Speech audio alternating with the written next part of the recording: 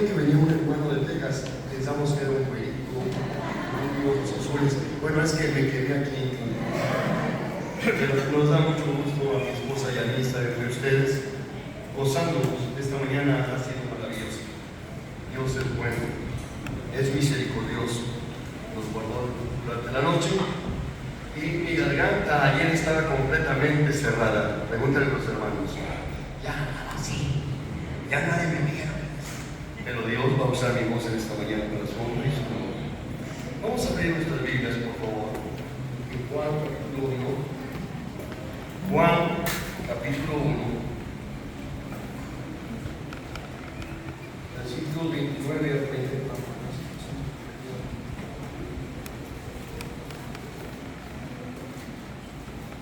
Juan capítulo 1, versículos 29 al 34. Y así como están sentados, pero en reverencia a la palabra de Dios, acuérdense que estamos en la casa del Señor y dice Habacuc 3:20, dice: mas Jehová está en su santo templo, calle delante de ellos toda la tierra. Así que voy a permitirme leer su versículo. Nuevamente ya lo habíamos leído hace unos minutos, pero voy a leer solamente el primer versículo. Pero el tema va a estar basado en estos versículos. El primer versículo nos dice: el siguiente día vio Juan a Jesús que venía a él y dijo: he aquí el Cordero de Dios que quita el pecado del mundo. Repítalo conmigo, por favor. He aquí el Cordero de Dios que quita el pecado del mundo. Para que podamos tener una referencia histórica y clara y entendamos el mensaje de esta mañana, permítame decirle que el pueblo judío, Dios había demandado sacrificios por los pecados del pueblo. Todos los días había sacrificios de arrepentimiento, de limpieza, pero una vez al año se sacrificaba un cordero por toda la nación. Cada familia tenía que traer también un cordero. Cada familia tenía que traer un cordero y la característica de este cordero era que era un cordero sin quebraduras, sin orejas cortadas, sin mancha, un perfecto sacrificio. Este sacrificio lo que hacía era solamente cubrir el pecado de la nación por aquel año. Cubría el pecado de las familias por aquel año. Al año siguiente tenían que hacer exactamente lo mismo. Cuando ellos venían y tenían esos rituales anuales, y ellos entonces se iban a la casa completamente satisfechos de que su pecado había sido pasado por alto. Esto era una representación de lo que Dios hizo cuando nos iba a sacar de la nación de Egipto. Él le dijo: en la última plaga, Dios mandó 10 plagas a Egipto, pero en la última plaga se llamaba la muerte. El ángel de la muerte iba a pasar por toda la nación de Egipto, iba a matar a los primogénitos de cada familia. Y entonces Dios le dice al pueblo judío: van a matar un cordero, y ya le dio la especificación del cordero, limpio, sin manchas, sin defecto alguno, y van a tomar la sangre de ese cordero y la van a poner en los dinteles de la puerta, para que cuando el ángel de la muerte pase aquí, no toque al primogénito de esa familia. El pueblo de Israel así lo hizo, excepto algunos incrédulos. Cuando pasa el ángel de la muerte sobre aquellas casas que tenían la sangre en los dinteles de la puerta, en los marcos de la puerta, no entraba ahí, sino que seguía adelante a donde no hubiera sangre en las puertas. Entonces, cuando ellos recordaban esto, ellos tenían que venir ese año y tenían que presentar un sacrificio a Dios, recordando ese día de salvación para ellos. Se convirtió en una costumbre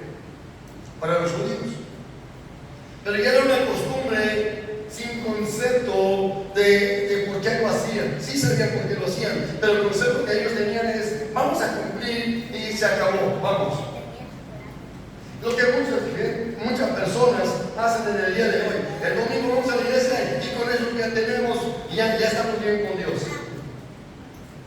Sin embargo, Juan nos declara algo muy importante. Nos declara no solamente la identidad de Jesús, nos declara también su ministerio, su identidad, el Hijo de Dios. Ustedes y yo celebramos quizás la Navidad hace unos meses atrás. Ese día el Hijo de Dios se reveló a la humanidad. Y en el anuncio de los ángeles surgieron estas palabras: he aquí, os ha nacido hoy en la ciudad de David un Salvador, que es Cristo el Señor. ¿Se fijan lo que dijeron los ángeles? ¿Ha nacido qué? Un Salvador. Y sin embargo, la mayoría de la nación ni cuenta se dio. Se dieron más cuenta a los pastores que están en el campo, que se espantaron del anuncio, y luego fueron y lo vieron en el pesebre. Después de un año, vienen lo que llamamos los Reyes Magos. Ellos no llegaron al pesebre. Y siempre cuando se pone un pesebre, ahí ponen también a los Reyes Magos. Ellos no llegaron ahí. Ellos llegaron un año después, y no a Belén, sino a Nazaret, donde vivían José, María y el niño Jesús. Satanás siempre ha traído problemas y siempre trató de evitar que el Hijo de Dios, el Salvador de nuestras almas, llegara a cumplir su propósito y su ministerio, tratando de matarlo. Herodes, cuando se dio cuenta que había nacido un niño rey, le dijo a los hombres sabios que habían venido, conocidos por otros como los Reyes Magos, les dijo: vayan, encuéntrenlo, y cuando lo encuentren, vengan y avísenme dónde está para que yo también vaya a adorarle. Pero Herodes no tenía la intención de adorar a Jesús. La intención de Herodes era matarlo, destruirlo, y no era la idea de Herodes, era la idea de Satanás. Porque a Satanás no le conviene que una persona venga y conozca a Cristo Jesús como su Salvador. Va a poner miles de obstáculos para que eso no suceda. Sin embargo, el Espíritu de Dios, el Dios de los cielos, el que creó los cielos y la tierra, todo lo que hay alrededor de nosotros, que nos creó a nosotros, tiene un plan y un propósito que se van a cumplir, le guste a Satanás o no le guste. Juan, entonces, cuando ve a Jesús venir, porque ya habían venido a Juan a preguntarle: ¿eres tú el que esperábamos? ¿Eres tú el Mesías que había de venir? Y Juan el Bautista dice: no, yo no soy, yo solamente soy el que viene preparando el camino para él. Yo soy la voz del que clama en el desierto. Y Jesús viene, Juan estaba bautizando en el río Jordán. Jesús viene y cuando viene, lo ve y le dice: miren, este es el Cordero de Dios que quita el pecado del mundo. Ahora quiero que entiendan una cosa. ¿Se acuerdan lo que dije de los sacrificios anuales? ¿Qué hacían estos sacrificios? Díganme, por favor. ¿Qué hacían estos sacrificios? Cubrían. Pero miren las palabras de Juan el Bautista: el Cordero de Dios que quita, repita conmigo, que quita el pecado del mundo. Este Cordero de Dios es Cristo Jesús, el que se ha predicado por mucho tiempo, por años, por miles de años se ha predicado, y muchas personas le han conocido y le han recibido en su corazón como su Señor y suficiente Salvador, quien perdona sus pecados y los limpia de toda maldad. Ese es el sacrificio. Iba a ser el sacrificio perfecto. En el lugar que usted debería estar tomando, que yo debería estar tomando la cruz, en el lugar donde yo tendría que pagar por mis muchos pecados, por mis muchas iniquidades, por mi rebelión en contra de Dios, el único, un solo Salvador, murió por mí. A través de la historia, Dios nos ha dado invitación tras invitación tras invitación. Miren nada más, ahí en Isaías capítulo 53, por favor. Isaías 53, versículo 5. Si lo tiene, dice: mas el herido fue por nuestras rebeliones, molido por nuestros pecados, el castigo de nuestra paz fue sobre él, y por su llaga fuimos nosotros curados. Quiero hacer una aclaración aquí, que en el hebreo no es una llaga de enfermedad, sino que es una llaga producida por los azotes. Y la palabra sanidad o fuimos sanados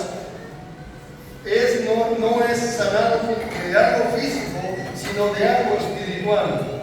Jesucristo vino a este mundo no a sanar a los enfermos, que lo hizo en su tiempo, tuvo misericordia de las personas, pero su ministerio principal fue salvar las almas de la perdición y pasar la eternidad en el infierno. Esa fue su misión, ese fue el propósito de su sacrificio en la cruz. Eso fue porque Dios lo clavó en la cruz. Usted lo clavó en la cruz. Yo lo clavé en la cruz. No fueron los romanos, no fueron los judíos, fue toda la humanidad, porque Él llevó el pecado de todos nosotros. A mí me gusta a veces hacer un poquito de cambio a la escritura, no con el concepto o no con la razón de decir otra cosa, sino que sea más personal. Y luego voy a poner este versículo de una manera personal para mí, y hágalo usted también con su nombre. Voy a leer de esta manera: mas el herido fue por las rebeliones de Joel Amaro, molido por los pecados de Joel Amaro.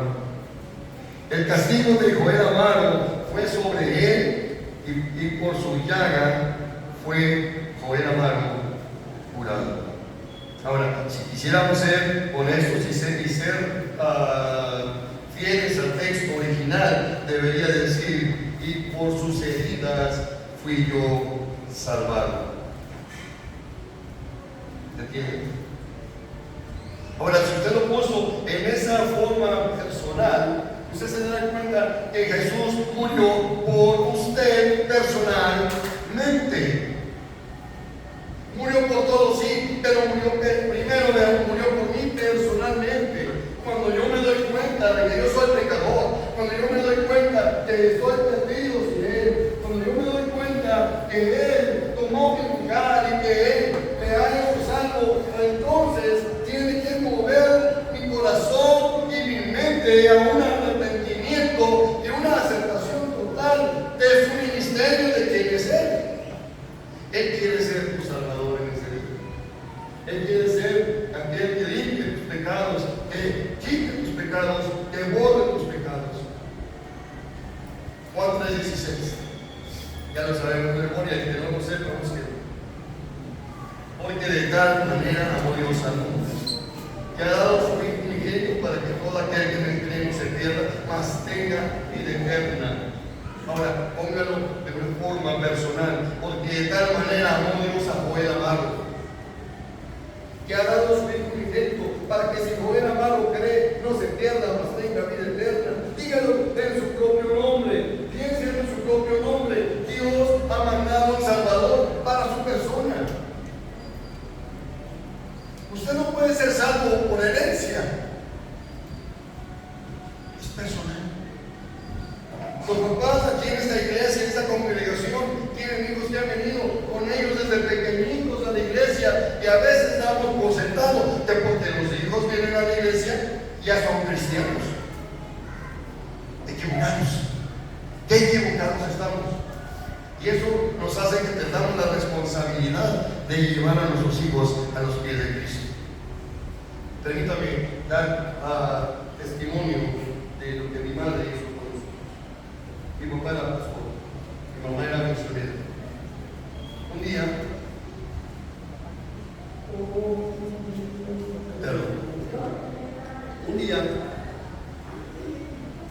un día sábado, mi mamá nos dice: siéntese por favor, mis hijos, ahí quédense salita de la casa.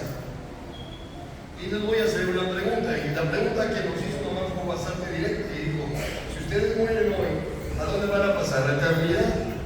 Yo, siendo el mayor de la familia, el más guapo de todos, el más bonito de la familia, porque a mi mamá me lo dijo. Ay, qué hijo mío.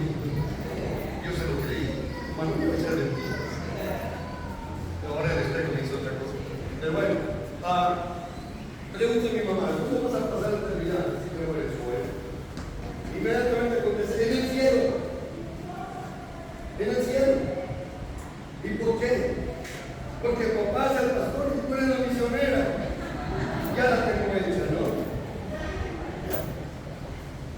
Mi mamá me dejó por decir un momento, luego le pregunta a mi hermana Marta, que ya está con el Señor. Marta, si tú fueras a morir ese día, y ella va a la eternidad. Y mi hermana contesta, en el cielo. ¿Por qué? Como te dijo él. Así como las iglesias, pues, ¿no? En el cielo. Luego le preguntaron a Moreira, la tercera familia, Moreira, te vamos a pasar la eternidad. Digo, Moreira, en el cielo. ¿Por qué? Porque luego le preguntan a Otoniel, Otoniel tenía 5 años, y le dice a mi mamá, Otoniel, si tú fueras a la tierra, ¿dónde pasaría la eternidad? En el cielo. ¿Por qué? Porque mamá entonces nos dice, déjenme aclarar esta situación. La salvación es personal, no es familiar. Cada persona tiene que reconocer su pecado. Cada persona tiene que arrepentirse de su pecado. Cada persona tiene que declararle eso al Señor y decirle que le perdone una vez que le ha confesado su pecado, que le perdone, que venga a su vida, haga de él una persona, que haga bien su morada y que le acepte como sus hijos y que le dé parte del cielo. Y de hacer como mi mamá. Todos nos podemos decir ser con la tercera. Aceptamos a Cristo Jesús. Después de muchos años, mi hermana tenía unos 17 años cuando ella tuvo un sueño. Que la iglesia se iba y ella, la familia, se iba al cielo cuando venía Cristo para recoger su iglesia, para recoger sus almas, para recoger aquellos que debían conocido como su salvador personal. Y dice que ella en su sueño vio que estábamos todos caminando hacia el cementerio. Diga, una idea que combina con la otra, porque la Biblia nos dice que los muertos en Cristo resucitarán primero. Y mi papá había predicado eso esa noche. Y ella conectó muertos con panteón, y ellos primero, nosotros tenemos que estar en el panteón para que cuando se vayan a ir, no vayamos.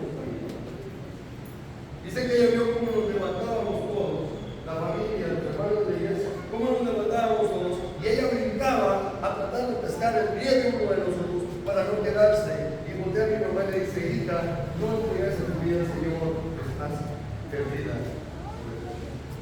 Jesús estaba llorando, corrió a la mesa donde mi mamá estaba preparando el desayuno, y mamá, yo quiero aceptar a Cristo, yo me quiero quedar con Cristo venga. La pregunta es, ¿cuántas veces has escuchado tú el Evangelio de la palabra de Dios? ¿Cuántas veces se te ha hablado de Cristo Jesús? ¿Cuántas veces se te ha dado la invitación a conocer a Jesús como tu Salvador? ¿Y cuántas veces lo has rechazado? Ayer una señora de que estaba testificando, ella estaba toda nerviosa, la pobre, y su nuera, no sé si sería su nuera o su hija, estaba por la puerta y ella estaba atendiendo el mensaje. Pero cuando les pregunto si quiere aceptar a Cristo como Salvador, la muchacha dijo, luego, yo digo, sí. Pero la señora decía, me gustaría, pero no ahorita, lo estoy pensando. Otro día, la pregunta que le hice fue, ¿qué tan seguro estás de tener otro día? Te pregunto a ti esta mañana, ¿cuánto tiempo más vas a estar esperando para darle tu vida a Jesús, para pedirle tu perdón por tus pecados, para pedirle que Él sea tu Salvador y tu Señor? ¿Cuánto tiempo más? ¿Mañana? El Señor Jesús nos dice que no tenemos seguro en mañana. ¿Pasado mañana? Si no está seguro de mañana, menos va a estar seguro del pasado mañana, o el otro año, o el otro mes, o otra semana. La invitación del Señor es hoy. Si escuchas hoy mi voz, dice el Señor, si escuchas hoy mi voz, no endurezcas tu corazón. Si escuchas hoy su voz, no endurezcas tu corazón. El Cordero de Dios que quita el pecado del mundo ya fue crucificado, ya fue sacrificado. No tenemos que sacrificar nunca más, una vez y para siempre. El Cordero de Dios no lo tienes que estar matando cada día que vives en la iglesia. El Cordero de Dios murió por ti y por mí. Pero déjame decirte una cosa, no se quedó en la tumba. Amén. El Cordero de Dios se levantó victorioso entre los muertos. El Cordero de Dios se levantó para que ese sacrificio que Él hizo en la cruz pudiera ser un sacrificio no solamente aceptable, sino válido. Porque Él resucitó. Y al haber resucitado, la consecuencia de su resurrección fue que pudo confirmar nuestra salvación. La consecuencia de su resurrección pudo confirmar no solamente nuestra salvación, pudo confirmar también que Dios nos había aceptado en Él. La Biblia nos dice que todos hemos pecado. Romanos 3:23, porque todos hemos pecado y hemos sido destituidos de la gloria de Dios. Romanos 6:23, porque la paga del pecado es muerte, mas la dádiva de Dios es vida eterna en Cristo Jesús. Romanos 8:1, justificados pues por la fe tenemos paz para con Dios por medio de nuestro Señor Jesucristo. El Cordero de Dios que quita el pecado del mundo fue sacrificado, fue clavado en la cruz, y antes de ser clavado en la cruz fue completamente desfigurada su imagen, su rostro, su cuerpo, completamente desfigurado por los azotes que aquellos soldados romanos, aquellos verdugos romanos habían infligido sobre él. Ahí en Isaías 53 también nos da una referencia a esto y nos dice que sin hermosura, dice, verle hemos, mas sin hermosura para que le deseemos. Hoy en la actualidad, las imágenes que la gente, los artistas ponen en los crucifijos es un Cristo muy hermoso, con una pequeña gota de sangre cayendo aquí y otra por acá, y una pequeña herida aquí, y es todo, y tapado con un taparrabos. Cuando la realidad de la muerte y la aflicción que le provocaron a Jesús fue que desfiguraron su rostro con aquellos golpes, con aquel látigo que tenía puntas de acero y rompía la carne cada vez que llegaba al cuerpo de la persona. Ellos jalaban y el garfio de ese látigo se unía a la carne y jalaban y rompían carne, le golpearon, le escupieron, le pusieron una corona de espinas en su cabeza, y eso no lo hizo rey, eso simplemente fue una burla al Rey del universo, porque él ya era rey por siempre. Él era el Rey eterno, sigue siendo Rey eterno y seguirá siendo Rey eterno después de que nosotros ya no estemos aquí. El Cordero de Dios que quita el pecado del mundo. ¿Cuánto más necesita usted? Si hay alguna persona aquí en esta mañana que aún no va a aceptar a Jesús como su Salvador personal, ¿cuánto más va a esperar para decirle: ven a mi corazón, Cristo, hay lugar junto a mí para ti? ¿Cuánto más va a esperar para decirle: Señor, me arrepiento de mis pecados? ¿Cuánto más va a esperar usted para decir: Señor, te recibo como mi Salvador? ¿Cuánto más va a esperar usted para decirle: hay un lugar en mi corazón para ti, me arrepiento de mis pecados? quiero ser hecho hijo de Dios y sé que solamente a través de ti puedo llegar a serlo. ¿Cuánto más? Bueno, él dijo, yo no soy el Mesías. Él dijo, yo no soy el que Dios envió para salvarnos. A mí solamente me envió Dios con un mensaje para preparar el camino del bien. Y luego me dice, ahí viene. Ahí viene. Ese es el Hijo de Dios. Ese es el Cordero de Dios que quita el pecado del mundo. Es interesante como Juan entiende.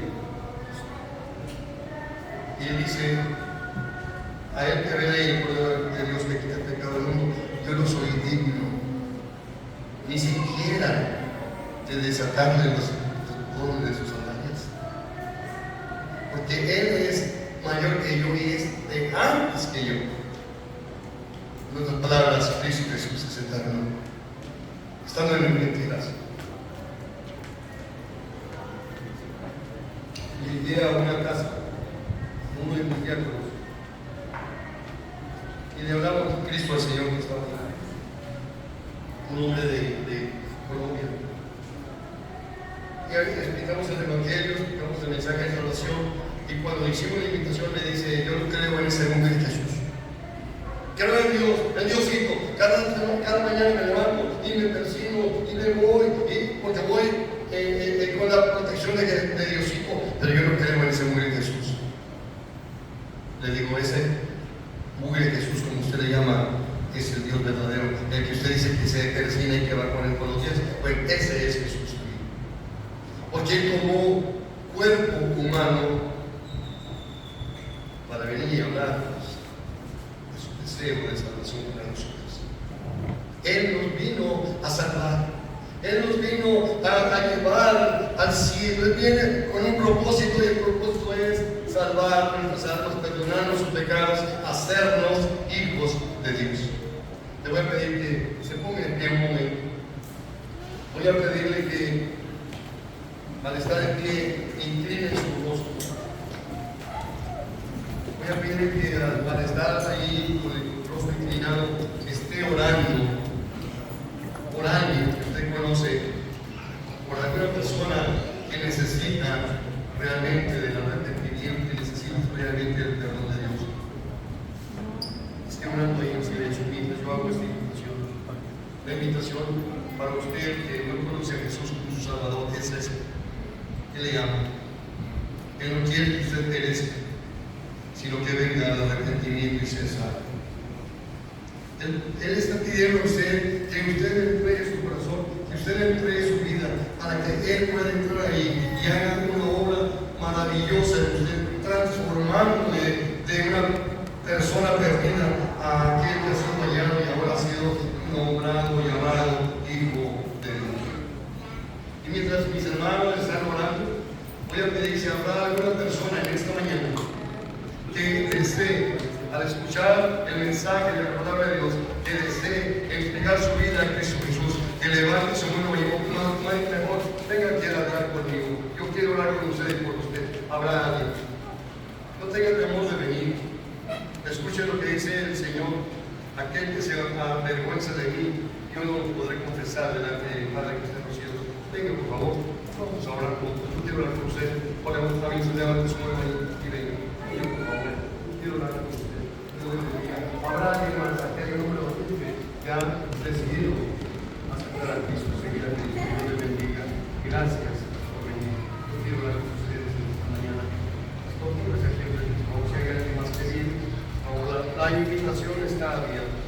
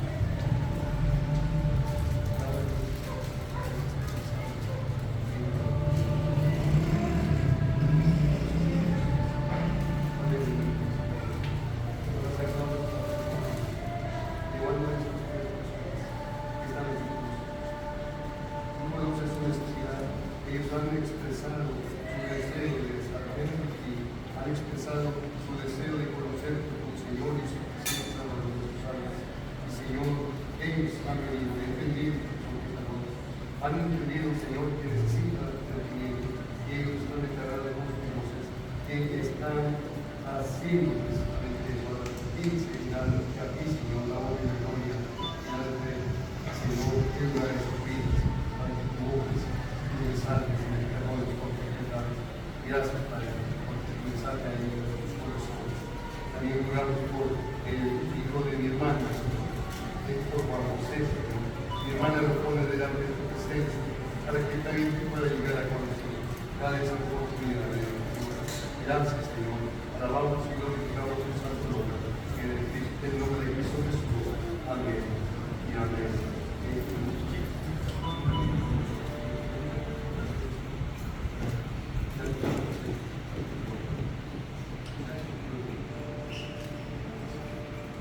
Vamos en este momento a pasar a lo que es la cena del Señor. ¿Quieres escuchar un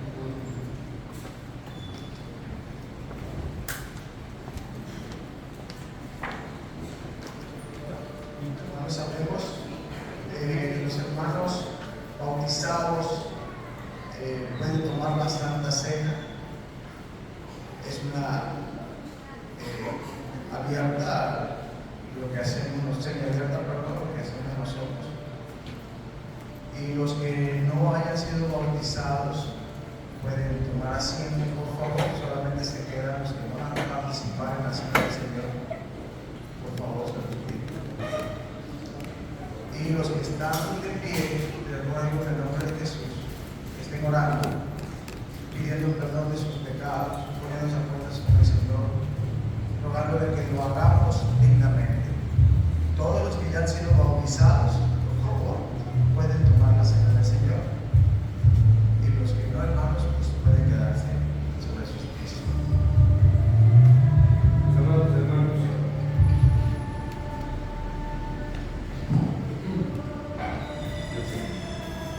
La Biblia nos enseña que la última noche que el Señor pasó con sus discípulos, Él se reunió con ellos como lo que Él llamó la última cena. En esa última cena Él explicó a ellos que los elementos que iban a estar compartiendo ese día representaban tanto su cuerpo como su sangre, diciendo que su cuerpo iba a ser quebrantado y que su sangre iba a ser derramada. En esta mañana nosotros no estamos tomando el cuerpo ni la sangre de Cristo. Es una representación, es un recordatorio de lo que Cristo hizo por nosotros. Pero como ejemplo, cuando se quebranta el pan, se quiebra el pan, quiere decir que el cuerpo de Cristo también iba a ser quebrantado de esa manera.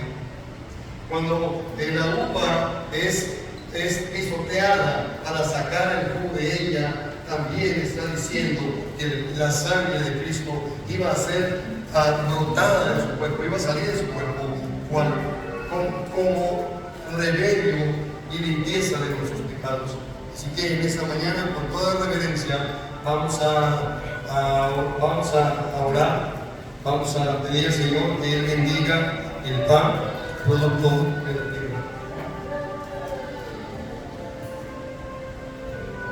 Muchas gracias, Padre, por darnos esta gran oportunidad por estas cenas, Señor. En tu nombre, gracias por proveer en su pan que representa tu cuerpo, Padre mío. Te alabo, Señor, y te doy muchas gracias por esta gran oportunidad que nos das, perdonas nuestros pecados. Y que sea, Padre, una representación, Señor, de tu cuerpo.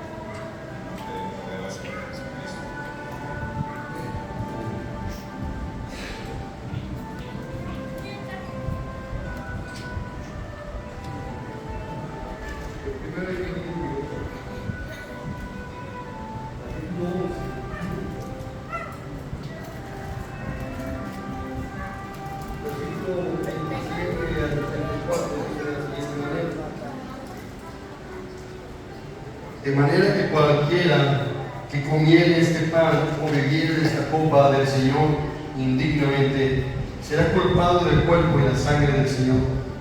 Por tanto, pruébese cada uno a sí mismo y coma así el pan, beba la copa, porque el que come y bebe indignamente, sin discernir el cuerpo del Señor, juicio come y bebe para sí.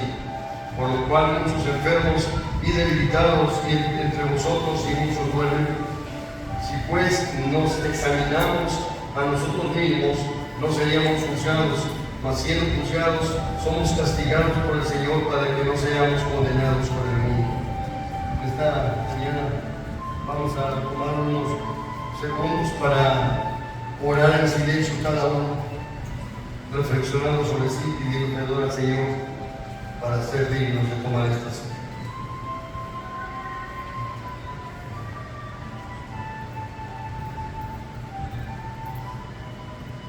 Gracias, Señor, porque a través de tu sangre nos has hecho dignos, porque a través de tu resurrección nos has hecho sanos y limpios de toda maldad. Ahora, Señor, permítenos participar de tu mesa con toda honestidad, con toda limpieza de corazón y conciencia, en el nombre de Cristo Jesús. Amén.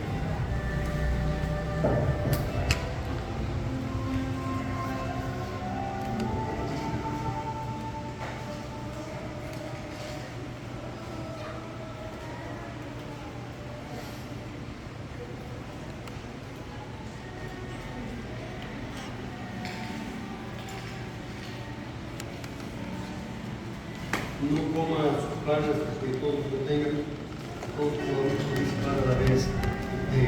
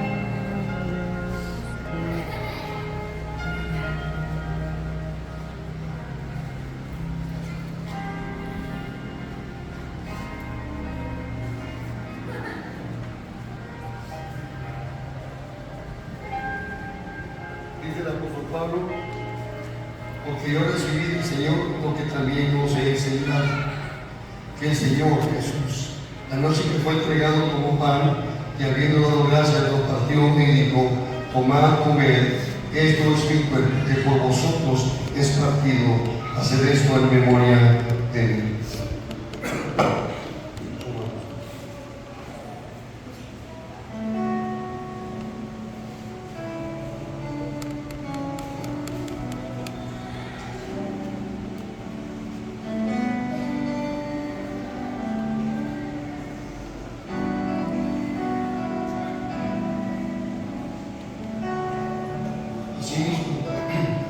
Tomó también la copa, después de haber cenado, diciendo, esta copa es el nuevo pacto en mi sangre, haced esto todas las veces que la bebieres en memoria de mí.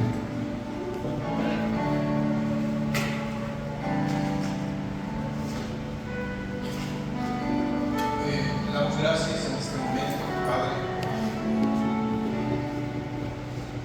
Ha sido bueno. Y queremos en este momento darte gracias por el jugo, Señor, de la uva.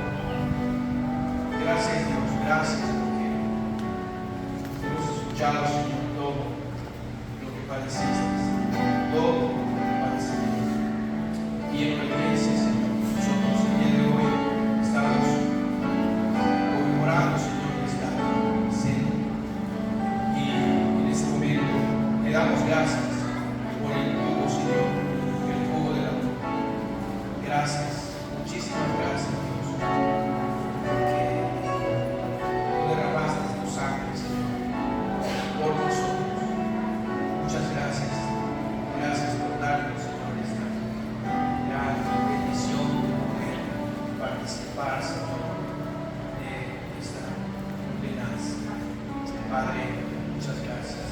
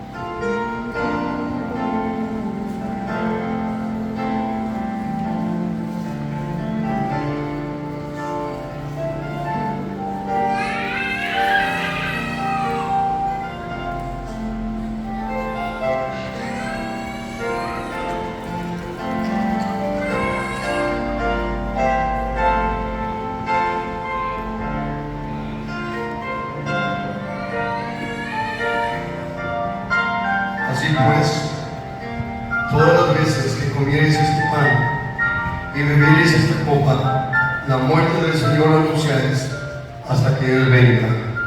Le vamos.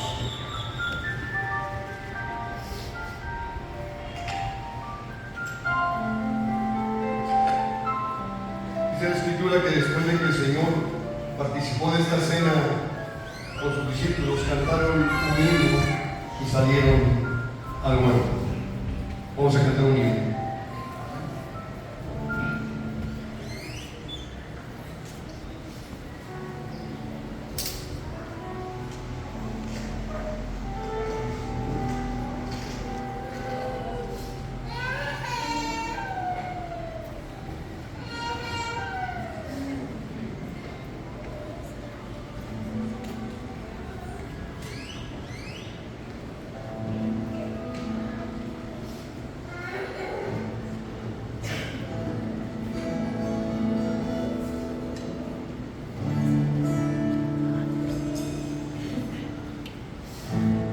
Y en esta mañana estamos celebrando que creemos que Dios está vivo, que Dios resucitó.